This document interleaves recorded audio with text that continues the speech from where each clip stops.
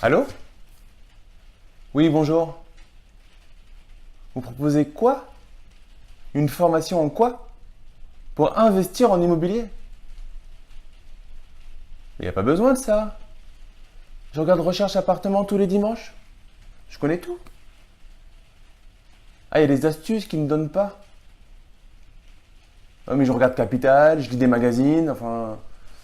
Je pense que j'ai largement le niveau pour investir en toute sécurité dans l'immobilier. J'ai pas besoin de formation. Ma stratégie dans l'immobilier? Régime réel, simplifié? Bah, moi, je vais me simplifier la vie. De toute façon, non, je vais me simplifier dans l'immobilier, c'est sûr. Oui, oui, bien sûr. En meublé ou en nu? Meublé. Il n'y a que deux réponses possibles. Meublé. Expert comptable ou tout seul, la déclaration? Je pense que je peux me débrouiller tout seul. Bon, merci en tout cas et au revoir.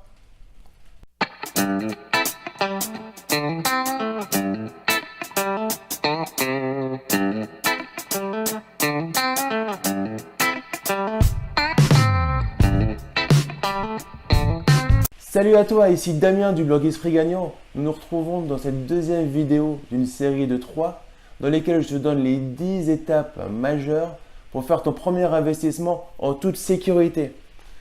Mais avant de commencer, si tu n'as pas regardé la première vidéo où je te donne les 3 premières étapes, je t'encourage à tout de suite appuyer sur le petit bouton i en haut de la vidéo pour aller voir la première vidéo dans laquelle je donne les 3 premières étapes.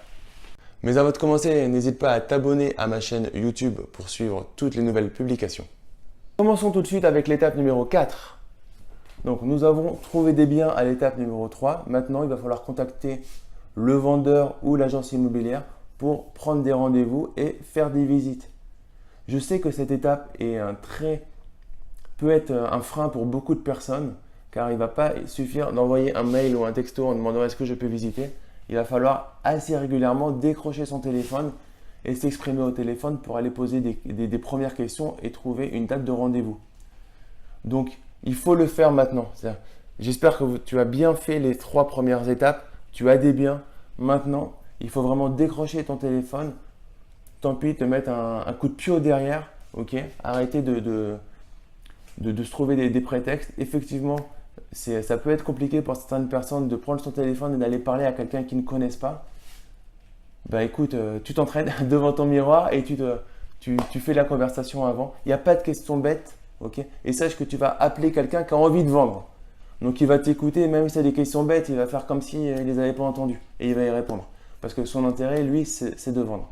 Donc l'astuce numéro 4, on prend son téléphone, on prend des rendez-vous, ok, et on fixe des rendez-vous pour plusieurs biens immobiliers. Il faut commencer à en visiter. Ne crois pas que c'est le premier bien immobilier que tu vas visiter, que tu vas acheter, qui va être la super affaire. Il va falloir en visiter beaucoup. Ou alors tu as de la chance et ça va être le premier. Mais en moyenne, il faut en visiter quand même un certain nombre avant de trouver le bien qui est vraiment très intéressant. Bravo, je suis fier de toi. Tu as trouvé un bien immobilier, tu as appelé le propriétaire ou l'agence immobilière pour prendre un rendez-vous. Maintenant, on peut passer à l'étape numéro 5 dans laquelle tu vas préparer une checklist de l'ensemble des questions à poser durant ta visite. Donc, il y a un ensemble de questions basiques et cruciales à poser pour être sûr de faire bonne route et pour pouvoir aussi amorcer un petit peu la négociation qui va venir un peu plus tard. Donc, si tu ne connais pas les questions à poser, tu peux cliquer en dessous. Je t'offre là une checklist de l'ensemble des points à vérifier quand tu fais une visite immobilière. Tu me mets juste ton prénom et ton email et je t'envoie ça directement. Étape numéro 6. Il faut calculer la rentabilité locative de ton bien. J'espère que je ne t'ai pas perdu. Donc, je répète, il faut calculer la rentabilité locative de ton bien. Bon, si tu ne sais pas ce que c'est, ce n'est pas grave. Pour l'instant, tu vas sur Google, tu tapes calculer la rentabilité locative de ton bien. Tu essayes de l'avoir en brut et en net. Tu verras en plus toutes les informations qu'il faut pour la calculer. Et tu regardes un petit peu ce que ça fait. Si ça fait autour de 2%, si ça fait 5%, 7%, 8%, 10%, 15%, ça te permet de te positionner Bien évidemment, dans la formation que je te propose sur l'immobilier, nous irons beaucoup plus loin. Je t'expliquerai vraiment dans le détail le calcul de cette rentabilité et comment optimiser bien évidemment cette rentabilité-là.